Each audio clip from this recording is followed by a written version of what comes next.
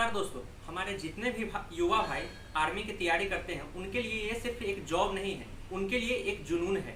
उनमें बचपन से ही आर्मी के प्रति, देशभक्ति के प्रति एक अलग सा लगाव रहता है। आप भी जानते हैं कि आर्मी में जाना आज के दौर में कितना कठिन हो गया है। अब सोचिए, जो 2 से ढाई साल से वैकेंसी नहीं आ रही है और फिर भी हमारे नौजवान साथी आर्मी की लगातार प्रिपरेशन कर रहे हैं। वो एकेडमी में एक प्रॉपर ट्रेनिंग ले रहे हैं। 4 बजे उठकर वो पसीना बहाते हैं ताकि उन्हें किसी भी तरह से आर्मी में देशभक्ति का मौका मिल सके और उन्हें भारतीय सरकार 4 साल की सिर्फ ड्यूटी ही करने देना चाहती है। सरकार के इस अग्निपथ के फैसले से युवाओं में सबसे ज्यादा आहत हुआ है। उन्हें लगता है सिर्फ उन्हें 4 साल की ही नौकरी ही दी जाएगी और उनके सपनों को ऐसा लगता है छूट छूट कर दिया गया है। अगर हम टीओडी की कमी की बात करें तो सिर्फ इसमें 4 साल की ही ड्यूटी दी जाएगी, लेकिन अगर 4 साल की अगर हम युवा साथियों को ड्यूटी दे देते हैं तो क्या उनमें पहले जैसी देशभक्ति और जुनून रहेगी? नहीं, उनमें पहले जैसी देशभक्ति और जुनून नहीं रहेगी, क्योंकि अगर उन्हें 4 साल की ट्रेनिंग अगर हम दे भी देते हैं तो 4 साल तो ट्रेनिंग और फटीग करने में लग जाती है। तो क्या वो देश के लिए आगे उनमें मैच्योरिटी होगी कि वो देश के लिए आगे सेवा कर पाएंगे? वो सियाचिन। दोस्तों, अगर हम आर्मी की भी बात करें तो बहुत सारे रक्षा विशेषज्ञों का कहना है कि एक आर्मी को पूर्ण रूप से तैयार होने में 7 से 8 साल लग जाते हैं। अगर उन्हें 4 साल की ड्यूटी दी जाएगी तो वो पूर्ण रूप से तैयार नहीं हो पाएंगे और कमांडर के लिए भी एक बहुत सारी असुविधा हो पाएगी कि किस तरह से उनका उपयोग किया जाए। अगर उन्हें 0 डिग्री सेल्सियस में सियाचिन जैसे बॉर्डर पर भेज देंगे तो क्या उन दुश्मनों से अच्छे से सामना कर पाएंगे? नहीं, वो दुश्मनों से अच्छे से सामना नहीं कर पाएंगे, क्योंकि टूर ऑफ ड्यूटी आर्मी के लिए नहीं बना हुआ है। हम सभी को पता है कि आर्मी में सबसे ज्यादा हिंदू ही जाते हैं, लेकिन फिर भी हमें हिंदू और मुसलमानों में हमेशा लड़ाया जाता है। और हम जब देश की बात आएगी तो सबसे पहले हमें भारत माता की जय बोलना पड़ेगा, ना कि जय श्री राम का नारा लगाना पड़ेगा। हम जय श्री राम भी बोलेंगे, लेकिन भारत देश की जब बात आएगी तो हम सबसे पहले भारत माता की जय बोलेंगे, ना कि हम हिंदू और मुसलमान के झगड़ों में लड़ेंगे। हम हिंदू, मुस्लिम, सिख, ईसाई सभी अभी भाई भाई हमें बनने का समय है, क्योंकि ये देश की युवाओं का सवाल है। पहले ही आर्मी पे बहुत सारी राजनीतिक हो चुकी है। पुलवामा हमले में जो 43 हमारे आर्मी भाई शहीद हुए थे, उन्हें आज तक न्याय नहीं मिल पाया है। एक माँ को अपने बेटे के लिए न्याय नहीं मिल पाया है, एक बहन को अपने भाई के लिए न्याय नहीं मिल पाया है। क्या हमारे भारत सरकार के पास इतनी जांच एजेंसी नहीं है कि वो पुलवामा में शहीद हुए कहां से बम आया, उन पर एक जांच संगठन बैठा के उनको न्याय मिल सके? आज तक भारत सरकार ने वो न्याय नहीं दिला पाया है। क्या उम्मीद करे मोदी सरकार आपसे? आपने हर साल 2 करोड़ रोजगार भी दे दिए, हर साल आपने 15 लाख हर युवाओं के हर घर में आपने 15 लाख रुपये भी दे दिए, और अब आपने जब देखा है 2024 का लोकसभा चुनाव आपके करीब आने वाला है, तो अब 18 महीने में 10 लाख की एक वोट बैंक की राजनीति बना रहे हैं।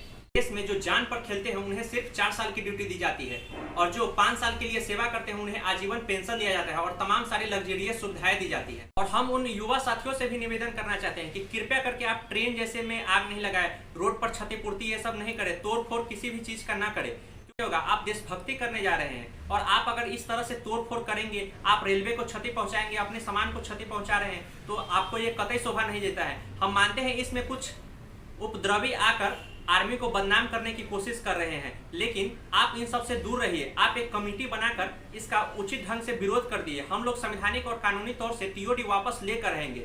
अगर कृषि कानून का बिल वापस हो सकता है, किसानों का बिल वापस हो सकता है, तो हमारे आर्मी के जवानों के लिए भी बिल वापस होकर रहेगा। चाहे कितनी भी हमें इसके सारे जंग क्यों नहीं लड़ने पड़े, इतिहास तभी लिखा जाता है जब उनके लिए लड़ा जाता है। अगर आज हम अपने युवा भाइयों के लिए नहीं लड़े तो हमेशा हमारे जो बच्चे आने वाले होंगे वो हमें गाली देंगे कि कैसे हमारे पूर्वज थे जो अपने लिए तो कुछ नहीं कर पाए, हमारे लिए भी कुछ नहीं कर पाए, और हमेशा के लिए आर्मी में सिर्फ 4 साल की ही ड्यूटी रह पाएगी।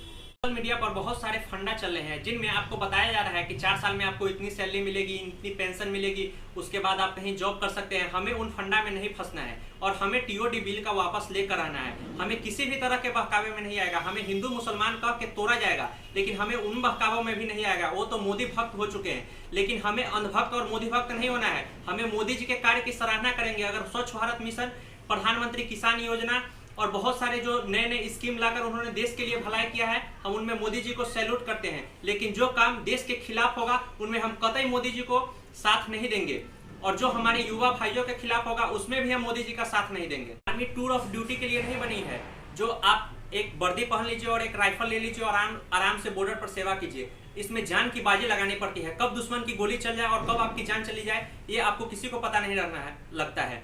अगर टूर ऑफ ड्यूटी करनी ही है तो आप अपने एमपी और एमएलए को करके दिखाइए। जो 2 साल कांग्रेस सरकार राज करेगी, 2 साल 2 साल बीजेपी करेगी, 1 साल निर्दलीय पार्टी करेगी, 1 साल राष्ट्रपति शासन लगेगा। इस तरह से आप करके देखिए ना, आपको एसी रूम में बैठकर काम करने पड़ता है। लेकिन एक आर्मी को जवान को अपने देश के लिए बॉर्डर पर लड़ना पड़ता है। कब गोली चल जाए और कब जान चल जाए किसी को कोई परवाह नहीं रहता है। अपने घर से दूर रहकर अपनी सेवा करना पड़ता है। आप 5 साल में चुनाव जीतने के बाद एक बार लोगों के घर के पास जाते हैं, लेकिन एक आर्मी का जवान जब 1 साल घर से बाहर निकलता है तो साल भर बॉर्डर पर रखवारी करता है, क्योंकि अपने देश को सुरक्षा रख पाए। कभी आपने आर्मी के जवान को घूस लेते नहीं देखा होगा, कभी उन्हें भ्रष्ट कर्मचारी के रूप में नहीं देखा होगा।